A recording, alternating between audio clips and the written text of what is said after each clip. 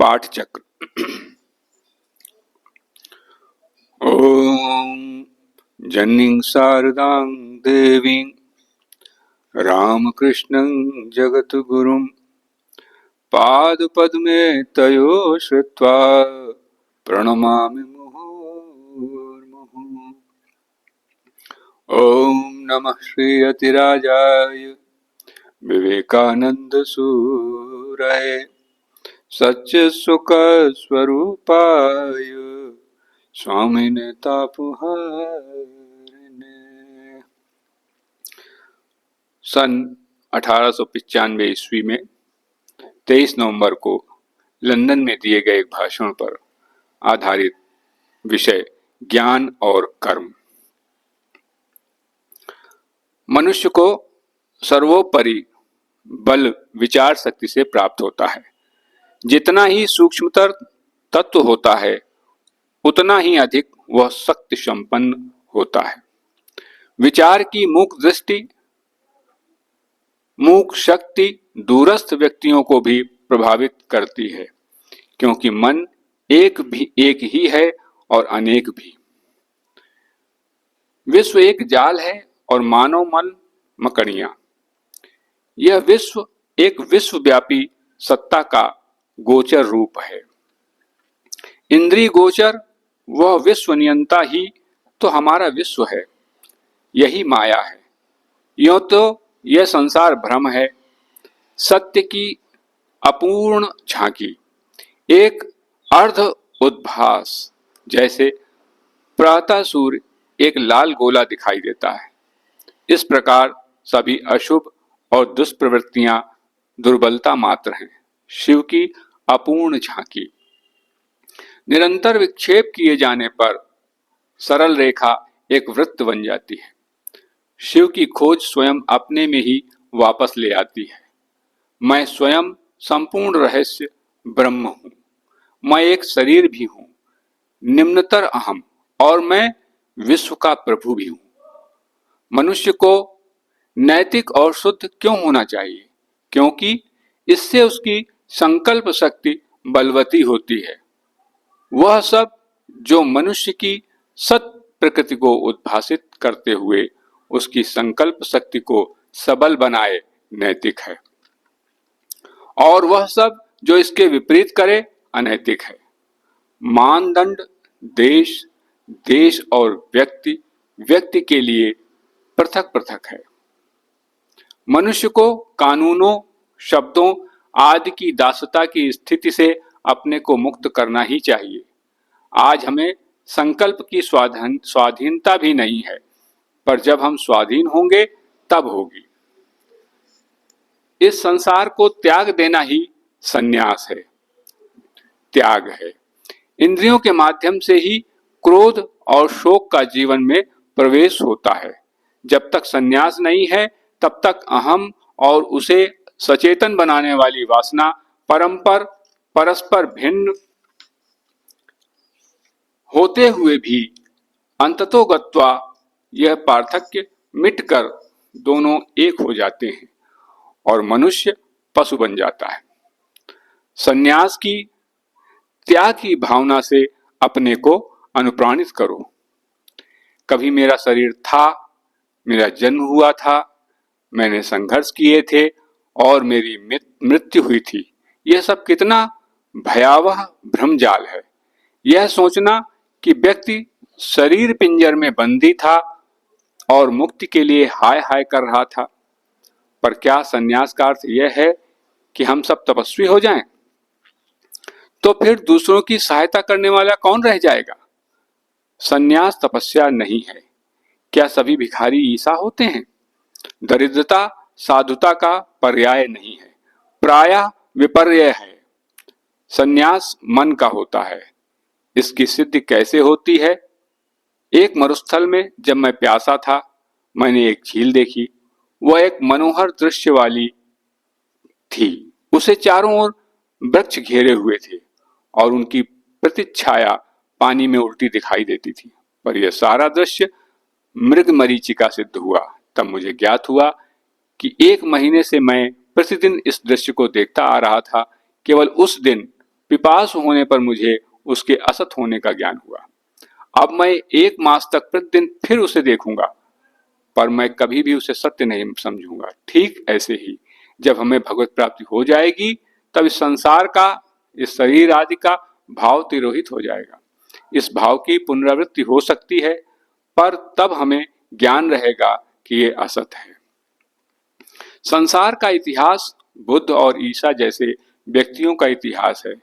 वासना मुक्त तथा अनासक्त व्यक्ति ही संसार का सर्वाधिक हित करते हैं। गरीबों की गंदी बस्तियों में ईसा की कल्पना करो। उनकी दृष्टि दैन्य से परे जाती है और वे कहते हैं, मेरे बंधुओं, तुम सब दिव्यात्मा हो। उनका कार्य शांतिपूर्ण है। वे कारणों को हटाते हैं। मनुष्य संसार के कल्याण में तभी तत्पर हो जा पाता है जब उसे इस तथ्य की सत्य प्रतीत हो जाती है कि ये सारे क्रियाकलाप माया है। कार्य जितना ही अचेतन होता है उतना ही श्रेष्ठ होता है, क्योंकि तब तक अधिक अतिचेतन हो जाता है। हमारी खोज शुभ अथवा अशुभ की खोज नहीं है, पर शुभ और आनंद, अशुभ और दैन्य की अपेक्षा सत्य के अधिक निकट है। किसी व्यक्ति ने अपनी उंगली में एक कांटा चुभा लिया और दूसरे कांटे से उस कांटे को निकाल डाला। पहला कांटा अशुभ है, दूसरा कांटा शुभ है। आत्मा वह शांति है जो शुभ और अशुभ दोनों ही से परे है। यह विश्व तो विघटित हो रहा है। मनुष्य ईश्वर के समीप खिंचता जा रहा है। एक क्षण के लिए वो सत बन जाता है, स्वयं ईश्वर। उसके व्यक्तित्व का पुनर्विकास होता है, एक पैगंबर, और अब उसके सम्मुख संसार कांपता है। मूर्ख सोता है, जगता है, तब भी मूर्ख रहता है। अचेतन व्यक्ति जब अतिचेतन होकर जगता है तो असीम शक्ति, पवित्रता और प्रेम से संपन्न देव मानव बनकर लौटता है। अतिचेतन या दिव्य चेतन की यही उपयोगिता है। युद्ध क्षेत्र में भी ज्ञान का व्यवहार संभव है। गीता का उपदेश ऐसे ही दिया गया था। मन की 3 अवस्थाएं होती हैं, सक्रिय, निष्क्रिय और शांत। निष्क्रिय अवस्था की विशेषता है मंद स्पंदन, सक्रिय अवस्था की विशिष्टता है तीव्र स्पंदन और शांत अवस्था की विशेषता है सर्वाधिक प्रचंड स्पंदन। समझो कि आत्मा रथ में आरूढ़ है, शरीर ही रथ है, वाय इंद्रियां ही अश्व हैं, मन लगाम है और बुद्धि सारथी है। इसी विधि से मनुष्य माया सागर को पार करता है। वह इंद्रियातीत हो जाता है, परब्रह्म में अवस्थित हो जाता है। जब तक मनुष्य अपनी इंद्रियों के अधीन है, तब तक वह संसारी है। जब वह इंद्रियों को अपने अधीन कर लेता है, तब त्यागी हो जाता है। क्षमा भी यदि दुर्बल और निष्क्रिय हो तो सत्य नहीं है, उससे तो युद्ध वरेण्य है। क्षमा करो तब जब अपनी विजय के लिए असंख्य देवदूतों का भी आवाहन कर सको। अर्जुन के सारथी कृष्ण ने अर्जुन को यह कहते सुना, हम अपने शत्रुओं को क्षमा कर दें, और उन्होंने उत्तर दिया, अशोचान्न सोचस्तम प्रज्ञावादांश भाषसे। बातें तो बड़े विवेकी पुरुष किसी करते हो, पर अर्जुन तुम विवेकशील नहीं हो, कायर पुरुष हो। जैसे कमल पत्र जल में रहकर भी जल से अस्पष्ट रहता है, वैसे ही संसार में आत्मा को रहना चाहिए। यह एक युद्ध क्षेत्र है, इसमें युद्ध करके अपना मार्ग प्रशस्त करो। इस संसार में जीवन है ईश्वर से साक्षात्कार का प्रयास मात्र। अपने जीवन को त्याग से परिपुष्ट संकल्प शक्ति की अभिव्यक्ति का रूप दो। हमें अपने समस्त मस्तिष्क केंद्रों को इच्छानुसार संयमित करना सीखना चाहिए। जीवनानंद इसकी पहली सीढ़ी है। देह दंडात्मक तपश्चर्या तो पैशाचिक है। लाचारी से प्रार्थना करने की अपेक्षा हंसना अच्छा है। तो गाओ, दैन्य से पीछा छुड़ाओ। भगवान के लिए दूसरों को इसकी दैन्य की छूत न लगने दो। कभी भी यह मत सोचो कि भगवान कुछ सुख और कुछ दुख को बेचा करता है। अपने को चारों ओर से सुंदर पुष्पों, चित्रों और धूप गंध से आवेष्टित कर लो। संत लोग पर्वत शिखरों पर प्रकृति का आनंद लेने के लिए जाते थे। दूसरी सीढ़ी है पवित्रता। तीसरी सीढ़ी है बुद्धि का प्रशिक्षण। तर्क द्वारा असत्य से सत्य को अलग करो। यह दृष्टि प्राप्त करो कि एकमात्र ईश्वर ही सत्य है। यदि एक क्षण के लिए भी तुमने यह सोचा कि तुम स्वयं ईश्वर नहीं हो तो तुम्हें महाभय ग्रस लेगा, और जैसे ही तुम सोचोगे सो अहम, मैं वही हूं, वैसे ही तुम्हें महान आनंद और शांति की उपलब्ध होगी। इंद्रियों को वश में लाओ। कोई मुझे शाप देता है, फिर भी मुझे उसमें ईश्वर का दर्शन करना चाहिए। उसे अपनी ही दुर्बलता कारण मैं शाप देने वाला मान बैठा हूं। वह दीन जिसका हम कुछ उपकार करते हैं हमें एक विशिष्ट अवसर और अधिकार प्रदान करता है। अपनी अनुकंपा से प्रेरित होकर ईश्वर अपनी पूजा का इस प्रकार करने का अवसर हमें देता है। संसार का इतिहास उन थोड़े से व्यक्तियों का इतिहास है जिनमें आत्मविश्वास था। यह विश्वास अंतः स्थित देवत्व को ललकार कर प्रकट कर देता है। तब व्यक्ति कुछ भी कर सकता है, सर्वसमर्थ हो जाता है। असफलता तभी होती है जब तुम अंतस्थ अमोघ शक्ति को अभिव्यक्त करने का यथेष्ट प्रयत्न नहीं करते। जिस क्षण व्यक्ति या राष्ट्र आत्मविश्वास खो देता है उसी क्षण उसकी मृत्यु आ जाती है। हमारे भीतर एक दिव्य तत्व है जो न तो चर्चों के मतवादों से पराभूत किया जा सकता है न भर्त्सना से। जहां कहीं भी सभ्यता है वहीं मुट्ठी भर यूनानियों का प्रभाव प्रकट है। कुछ न कुछ भूलें तो सर्वदा होती ही हैं, होंगी ही, उस पर खेद मत करो। महान अंतर्दृष्टि प्राप्त करो। यह न सोचो कि जो हो गया, कितना अच्छा होता यदि ये और सुंदर ढंग से संपन्न हुआ होता। यदि मनुष्य स्वयं ब्रह्म न होता तो मानव जाति अब तक प्रार्थनाओं और प्रायश्चित्तों के मारे पागल हो गई होती। कोई छूटेगा नहीं, कोई नष्ट भी नहीं होगा। अंततः सभी को पूर्णत्व की प्राप्ति होगी। अहर्निश आवाहन करो। आओ बंधुओं, तुम सब पवित्रता के असीम सागर हो। ब्रह्म बनो, ब्रह्म रूप में अपने को प्रकट करो। सभ्यता क्या है? वह अंतस्थ देवत्व की अनुभूति है। जब अवकाश मिले इन विचारों की मनसा आवृत्ति करो और मुक्ति की कामना करो। यही सब कुछ है।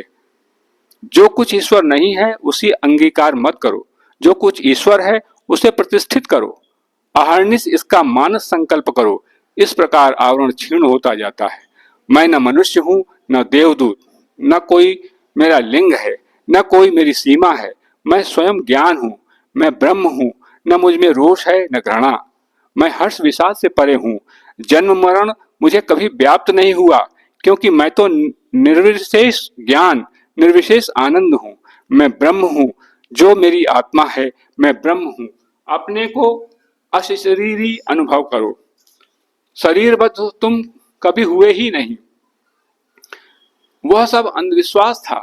समस्त दीन, पद्दलित, पीड़ित और व्याधिग्रस्त मानवों को दिव्य चेतना लौटा दो। लगता है हर पंचशती के लगभग इस विचार की एक लहर धरती पर छा जाती है। अनेक दिशाओं में छोटी छोटी लहरें उठती हैं, पर उन सबको कोई न कोई लहर आत्मसात कर लेती है और संपूर्ण समाज पर छा जाती है। जिसके पीछे सर्वाधिक चरित्र बल होता है वही लहर ऐसा कर पाती है। कन्फ्यूशियस, मूसा और पाइथागोरस, बुद्ध, ईसा, मोहम्मद, लूथर, काल्विन और सिख गुरु, थियोसॉफी, आत्मवाद तथा ऐसे ही अन्य सिद्धांत, इन सब का तात्पर्य मनुष्य के अंतस्थ देवत्व का उपदेश ही है। कभी मत कहो कि मनुष्य दुर्बल है। ज्ञान योग अन्य योगों से किसी प्रकार वरेण्य नहीं है। प्रेम ही आदर्श है और उसके लिए किसी की भी आवश्यकता नहीं। प्रेम ही ईश्वर है। इसीलिए भक्ति द्वारा भी हमें आत्मस्थ ईश्वर की उपलब्धि होती है। मैं वही हूँ, ब्रह्म हूँ। जब तक मनुष्य देश, जीव और जगत को प्यार नहीं करता तब तक यह काम कैसे कर सकता है? विवेक अनेकता में एकता की उपलब्धि कराता है। नास्तिकों और अज्ञातवादियों को समाज कल्याण के लिए काम करने दो। इस प्रकार भी ब्रह्म की प्राप्ति होती है। इस प्रकार ही ब्रह्म की प्राप्ति होती है। ओम शांति शांति शांति। हरि ओम तत्सत। श्री राम कृष्णार्पणमस्तु।